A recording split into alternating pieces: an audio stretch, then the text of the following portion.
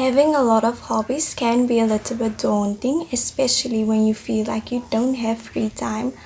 But the thing is, if you are going to wait for some special free time that you might never have, you will be waiting forever to do your hobbies because essentially in life you won't have free time for something unless you make time for it. So the basis upon this is to make time and find little pockets of time to spend on your hobbies.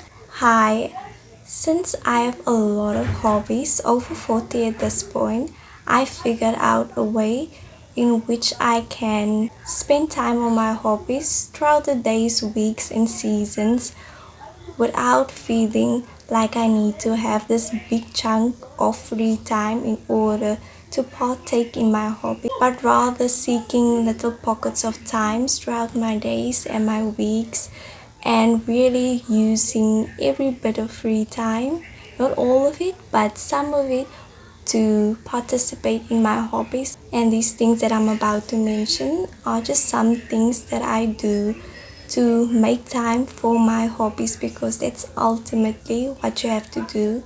You have to make time instead of waiting for time to be free in order to do your hobby. So, number one in making time for your hobbies is to set days aside or block out time in your calendar wherever for your hobbies. So, let's say you want to read for 1 hour a day or something like that. So, set the time out for 1 hour at 9 at night we are reading, and that time is scheduled, and you know it's a non-negotiable. You should treat your hobbies like you're going on a date, but the date is the hobby instead of people, and it's very sacred, and you should protect it and actually adhere and stick to doing it.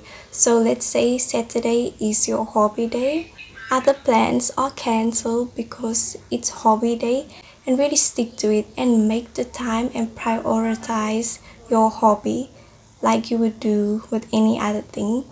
Number two is something that I do quite often, and that's to hobby stack.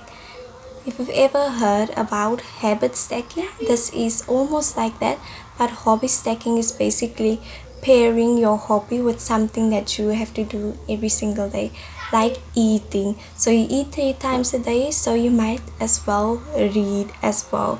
So while eating, you may read, but you don't have to read like obviously all 3 times with all 3 meals. But let's say for breakfast you get your book out and you just read while eating, and that's an example of pairing your hobby with something that you are already doing or have to do every single day.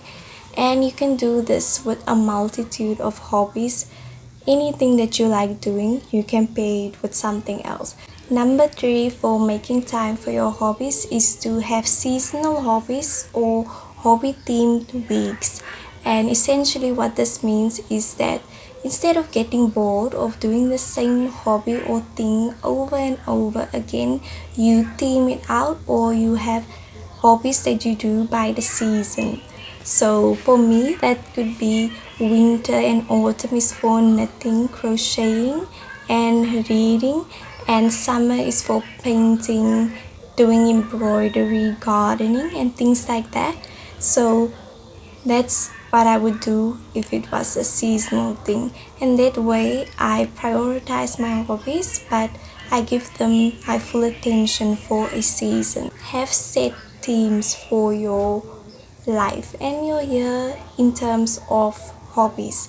And then for hobby themed weeks, what I would do is I will say this is painting week and we're focusing on painting this week, and all other hobbies are pushed to the side essentially because we're not focusing on them. You can still do them, but they aren't a priority. What gets done gets done, but painting is the priority for that week. Really try to prioritize it by setting themes for your weeks in terms of hobbies, and this will help you not get bored of your hobbies because sometimes you can get bored, but Not really. I can't really say that because I don't really get bored. But just in case you get bored of doing the same thing, you can look at this as an alternative by alternating your hobbies throughout the season. So, number three, have seasonal hobbies or hobby themed weeks. I feel like a big reason why people don't participate in their hobbies is because their hobbies are nowhere to be seen. Like, where are your paintbrushes? In the drawer? Why is your book somewhere buried in a box? Because if that's what you are facing, then obviously you won't read or you won't paint. So, number four is to always keep your hobby materials inside. So, I always have a book on my nightstand or somewhere, or on my phone, even, or laptop. And I always have my paint brushes and my paint inside, so I can just look around and I see them.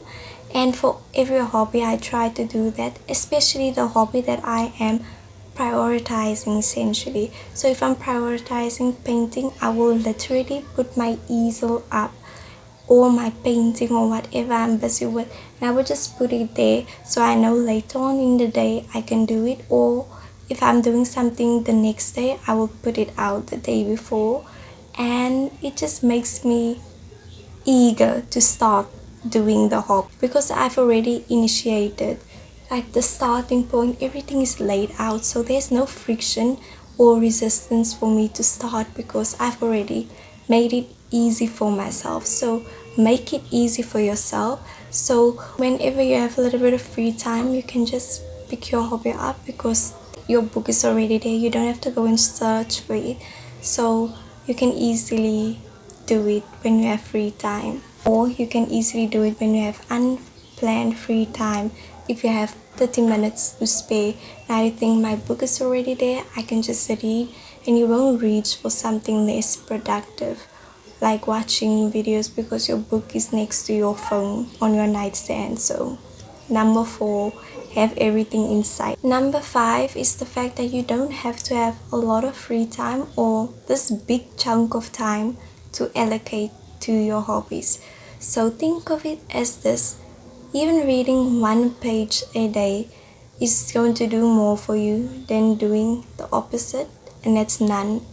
Because one page a day is still going to advance you towards finishing the book rather than not doing anything at all because you feel like you need to have 1 hour every day to read instead of just taking little pockets of time throughout your day. So essentially what I'm trying to say is to take pockets of time throughout your day, whether it's 5 minutes, half an hour, but just take it and allocate it to your hobbies, and it will just make it such a joyful experience because you get to do what you love every single day. For me, I view it like this: one row crocheted and one page read is going to progress you to spending more time on your hobbies rather than waiting for a time where you can read 50 pages a day, or where you can spend 1 hour consistently every day towards that hobby.